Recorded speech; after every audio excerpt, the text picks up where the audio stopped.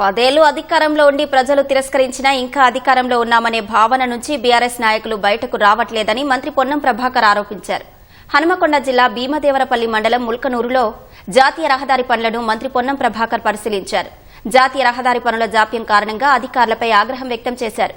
శాసనసభలో ప్రతిపక్షాలకు మాట్లాడడానికి కూడా అన్ని రకాలుగా అవకాశం ఇస్తున్నామని, ఎక్కడా అప్రజాస్వామికంగా వ్యవహరించడం లేదని మంత్రి వివరణ ఇచ్చారు.